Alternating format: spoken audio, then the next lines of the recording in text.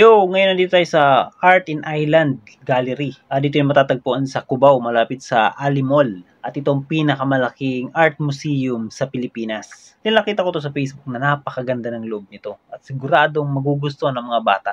Tingnan natin. Nga pala dito pagpapasok ka, pag birthday mo, libre ka. Pero dapat may kasama ka na magbabayad rin ng regular price. Actually, yung pagpasok dito, ang entrance fee ay nasa 850. At syempre, kung estudyante, kailangan may ID. At kung senior citizen, kailangan may ID din. Para mayroon ng discount. At kailangan mo rin magdala ng medyas. Kung walang medyas, meron naman silang binibenta. Pagpasok pa lang ay makikita mo agad ang napakagandang LED art design na sigurado magugustuhan mo, lalong-lalo na ng mga bata. Sa totoo lang napakasaya ko kasi nakita ko yung mga anak ko na tuwang-tuwa sa nakikita nilang art design. Dito pa lang ay nakontento na ang mga bata dahil sa ganda na nakikita nila dito. Pero napakarami pang mas maganda sa loob. Meron din kami mga nakasabay na estudyante na nag-field trip. Mayroong magkakaibigan, isang buong pamilya, at mga nagde-date. Dito sa lugar na to ay para tayo na sa loob ng aquarium. At dito na may makikita natin ang mga hayop sa kagubatan. Talagang malilibang ka sa mga makikita mo dito. Ito sa totoo lang hindi ko naintindihan to. Kung para saan ba talaga tong pakpak na to. Basta. Ngayon man dito tayo sa may malaking ibon at mga maraming paintings. Ito naman ang may pinakamalaking lugar dito. Na sa tingin ko ay napapalibutan ng LED.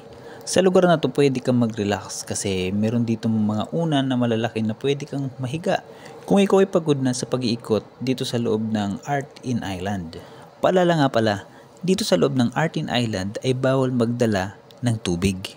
Pero pinayagan naman kami magdala ng bottled milk para sa bata. Pero mahigpit ang bili nila na sana daw ay wag magtapon ng tubig o wag mabasa ang sahig. At kung lamigin ka naman, kailangan mo magdala ng jacket sa loob kasi malamig sa loob nito.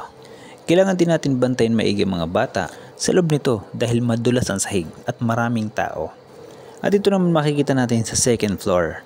May lugar din dito sa second floor na pwede tayong maupo para magpahinga. Ito na yung mayroon mga bulaklak, yung tinatawag na sleeping forest. Ito yung napapalibutan ng salamin. Dito naman tayo sa Secret of Light.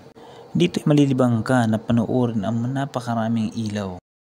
Dito naman tayo sa Hiwaga ng Pilipinas. Dito makikita mo mga lugar o tanawin at mga hayop na pinagmamalaki ng Pilipinas. Sulit na sulit talaga ang pagpunta mo dito sa Art in Island Museum, isa sa pinakamalaking 3D interactive museum dito sa Pilipinas. Nag-uumpisa ang kanilang operation hour ng 11 AM at nagsasara naman ng 7:30 PM. Sa mga bata nga pala na 2 feet below ay libre ang entrance fee. Kaya planuhin nyo na ang pagpunta nyo sa Art in Island. Maraming salamat sa panonood!